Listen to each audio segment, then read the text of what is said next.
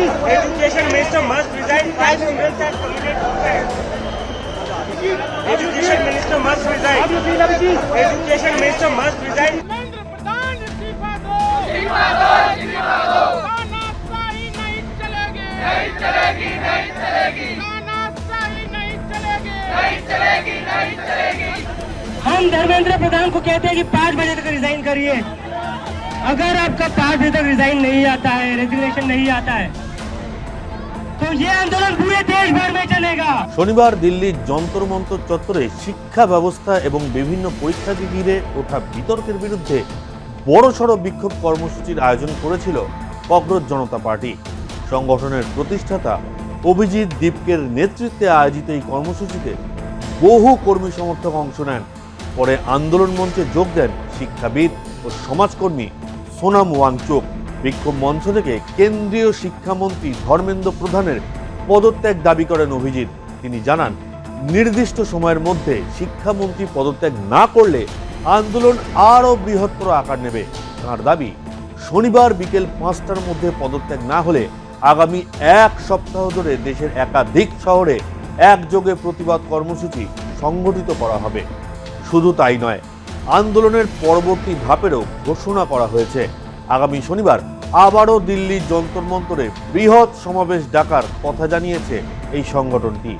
আন্দোলনকারীদের দাবি, সাম্প্রতিক বিভিন্ন পরীক্ষাকে ঘিরে যে প্রশ্ন উঠেছে তার দায় এড়াতে পারে না কেন্দ্রীয় শিক্ষা মন্ত্রক। বিশেষ করে নিট স্নাতক স্তরের 2026 সালের পরীক্ষায় প্রশ্নপত্র ফাঁস সংক্রান্ত বিতর্ক এবং দ্বাদশ শ্রেণীর পরীক্ষায় খাতা মূল্যায়ন ও পুনর্মূল্যায়নে ব্যবহৃত অনলাইন মূল্যায়ন ব্যবস্থার স্বচ্ছতা নিয়ে প্রশ্ন উঠেছে। এই দুই ইস্যুকে সামনে রেখেই শিক্ষামন্ত্রীর বিরুদ্ধে সরব হয়েছে সংগঠনটি। গত কয়েকদিনে সোশ্যাল মিডিয়ায় দ্রুত জনপ্রিয়তা পেয়েছে ককরোচ জনতা পার্টি বা সিজেপি। প্রথম দিকে এটি ছিল একটি ব্যঙ্গাত্মক উদ্যোগ।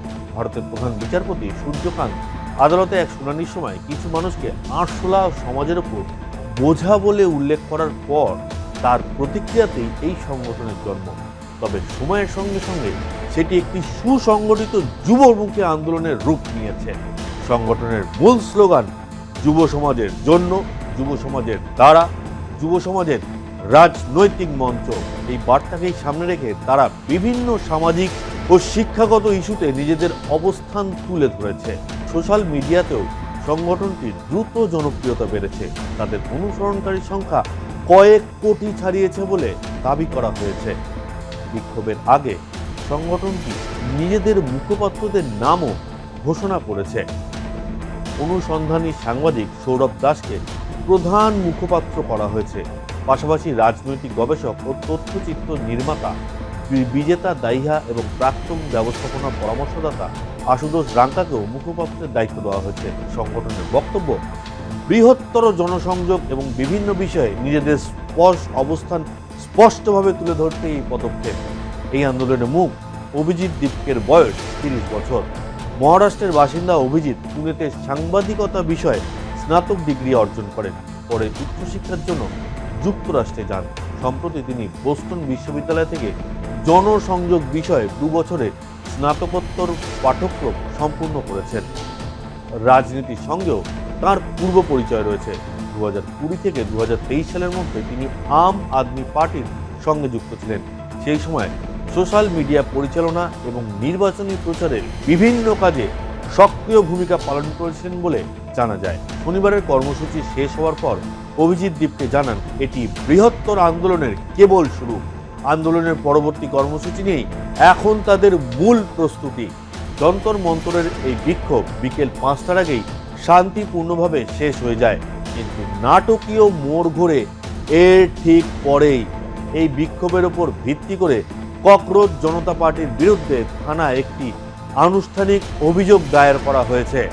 অভিযোগে দাবি করা হয়েছে এই সংগঠন নাকি ভারতের স্বার্থ বিরোধী অর্থাৎ দেশ বিরোধী কার্যকলাপে লিপ্ত রয়েছে। এখানেই শেষ নয়, সিজেপির এই আন্দোলন পরিচালনার জন্য বিদেশ থেকে টাকা আসছে বা ফরেন ফান্ডিং হচ্ছে বলেও গুরুতর অভিযোগ আনা হয়েছে।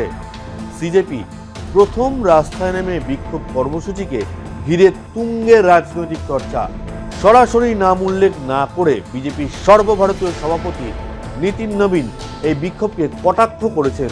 শুধু তাই নয়, সিজেপির প্রতিষ্ঠাতা অভিজিৎ দীপকের নাম না নিয়ে নীতিনের দাবি বিদেশে বসে থাকা কিছু লোক মনে করেন যে তারা ভারতের যুব সমাজকে চালিত করতে পারবেন, তবে এটা ঠিক নয়। বিজেপির নেতার কটাক্ষ, ভারতের যুব সমাজ কখনো কারো হাতের পুতুল নয়। অন্যদিকে ব্রিটেনের রাজধানী লন্ডনে গিয়ে ভারতের প্রধান বিচারপতি সূর্যকান্তকে প্রশ্নের মুখে পড়তে হয়েছে। Respected speaker has referred to Indian youth and journalists and right to information activists as cockroaches and parasites recently. I think that should be given.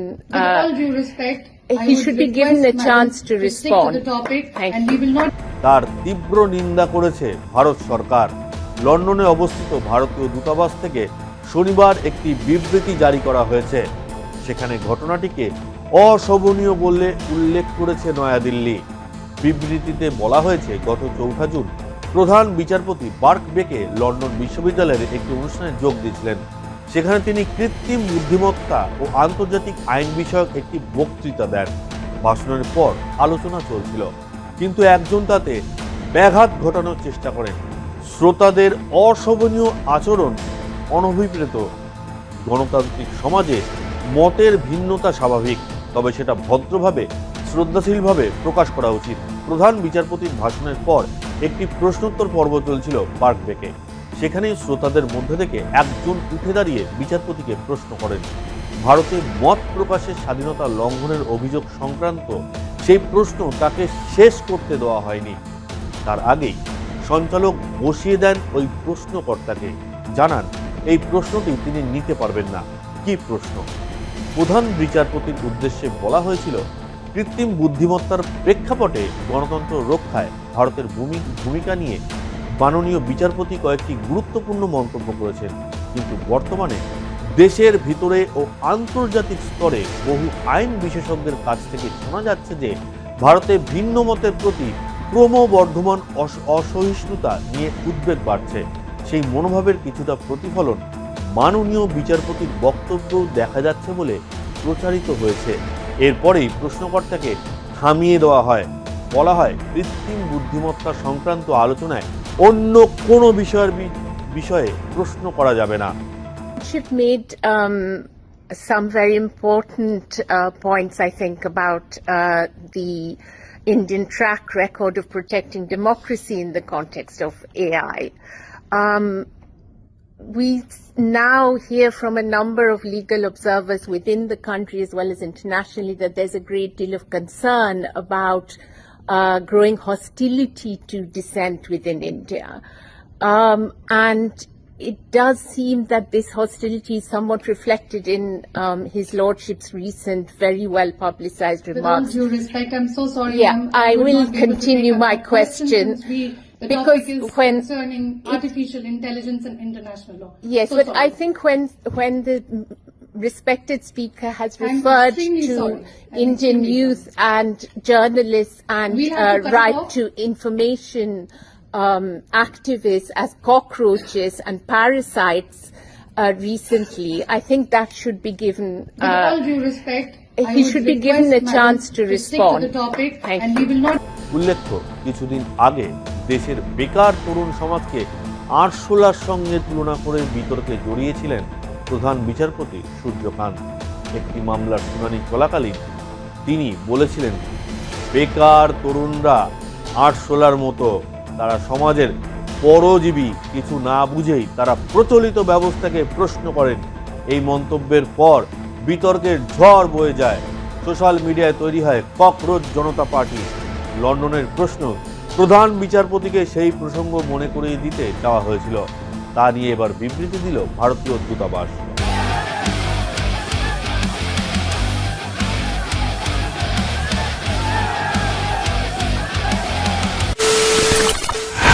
খবরের নামে প্রতিদিন সন্ধে আপনার ড্রয়িং রুমে কি শুধুই চিৎকার চেঁচামেচি খেয়ে আসে? বিতর্কের নামে চলে গালাগালি আর কাদা ছোড়াছুড়ি। এবার সময় পরিবর্তনের। কারণ আমরা কান ফাটানো চিৎকারে বিশ্বাস করি না, আমরা বিশ্বাস করি খবরের সত্যতায়। আমরা কোনো পক্ষের হয়ে গলা ফাটাই না, আমরা সাধারণ মানুষের হয়ে প্রশ্ন তুলি। চিৎকার নয়, শুধু খবর হবে যেখানে বিতর্ক আছে কিন্তু কুৎসিত ঝগড়া নেই। সঠিক তথ্য, বিশ্বস্ত খবর। নজর রাখুন আর প্লাস নিউজে।